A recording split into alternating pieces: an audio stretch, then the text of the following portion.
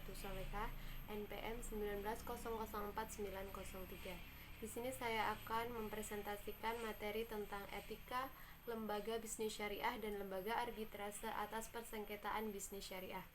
Untuk memenuhi tugas UAS mata kuliah Etika Bisnis Islam, dosen pengampu Dr. Siti Nurjanah MAG.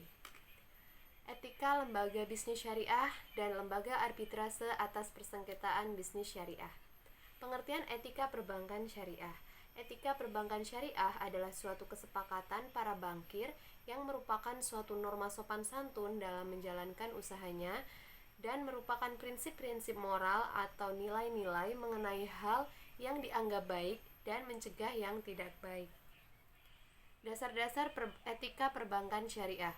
Kunci utama dasar etika perbankan syariah secara umum dapat diklarifikasikan menjadi 5 dasar etika. Yang pertama, etika perbankan di bidang kepercayaan masyarakat. Yang kedua, etika pemegang saham. Yang ketiga, etika perbankan dalam hubungannya antara pimpinan dan karyawan. Yang keempat, etika perbankan dalam hubungan bankir dan nasabah. Dan yang terakhir, etika perbankan lainnya. Prinsip dasar etika perbankan syariah. Dalam melaksanakan jasa, perbankan wajib memenuhi prinsip syariah. Pemenuhan prinsip syariah dimaksud dilaksanakan dengan memenuhi kebutuhan pokok hukum Islam, antara lain adalah prinsip keadilan dan keseimbangan, prinsip kemaslahatan, prinsip universalisme, serta tidak mengandung horor, maisir, riba, zolim, dan objek haram lainnya. Etika bankir.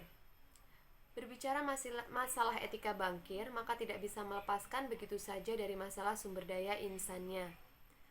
Kualitas sumber daya insani bank syariah merupakan perpaduan antara keahlian mengelola bank dan akhlak yang mulia.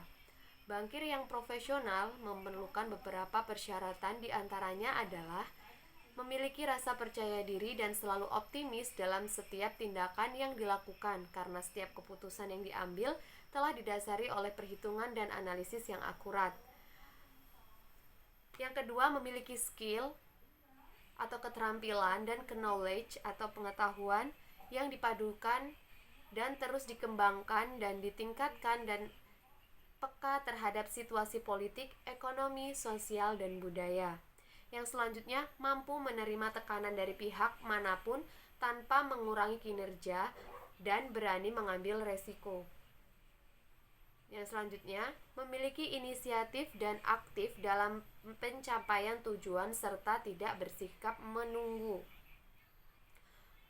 Untuk yang selanjutnya, memiliki jiwa kepemimpinan yang berorientasi pada pelayanan dan kepuasan nasabah.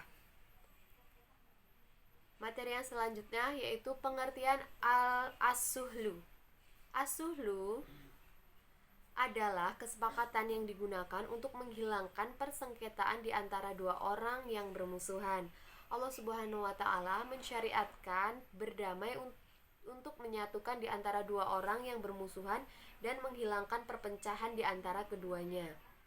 Dengan demikian, bersihlah jiwa dan hilanglah rasa dendam. Mendamaikan di antara manusia termasuk ibadah yang terbesar dan taat yang paling agung apabila ia melaksanakannya karena mengharap ridha Allah Subhanahu wa Ta'ala.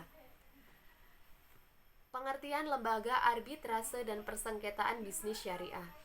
Arbitrase adalah salah satu cara penyelesaian sengketa di luar pengadilan yang merupakan upaya yang dilakukan oleh para pihak dengan menyerahkan penyelesaian sengketa kepada pihak lain yang tidak memihak atau netral, serta mempunyai kewenangan untuk memutus dan memaksakan putusan tersebut kepada salah satu pihak dalam suatu bentuk tersebut.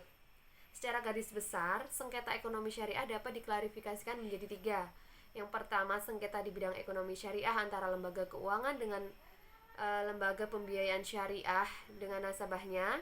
Yang kedua, sengketa di bidang ekonomi syariah antara lembaga keuangan dan lembaga pembiayaan syariah. Dan yang ketiga adalah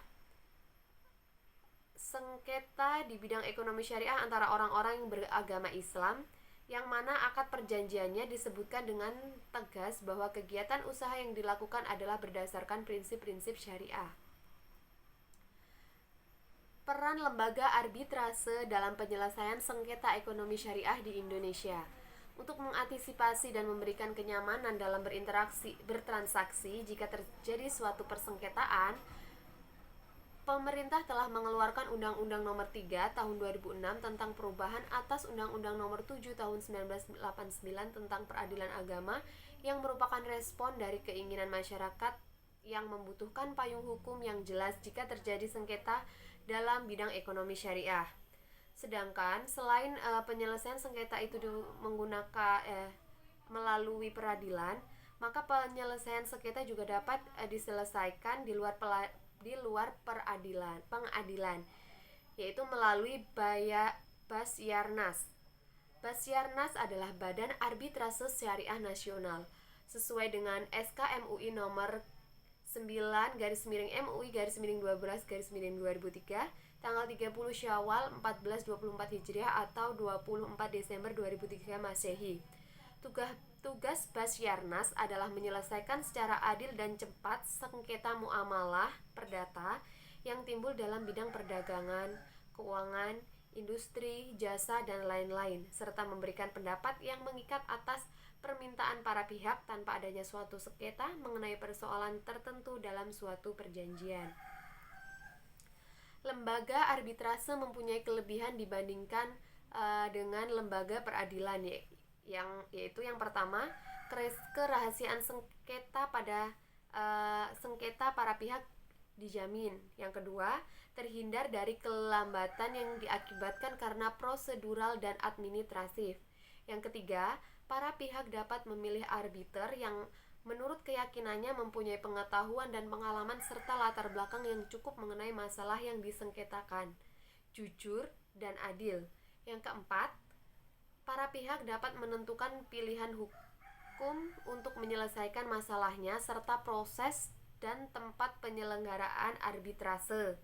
Dan yang kelima, putusan arbitrase merupakan putusan yang mengikat para pihak dan dengan melalui tata cara yang sederhana saja ataupun dapat langsung dilaksanakan. Demikianlah tadi presentasi dari saya. Saya akhiri. Wassalamualaikum warahmatullahi wabarakatuh.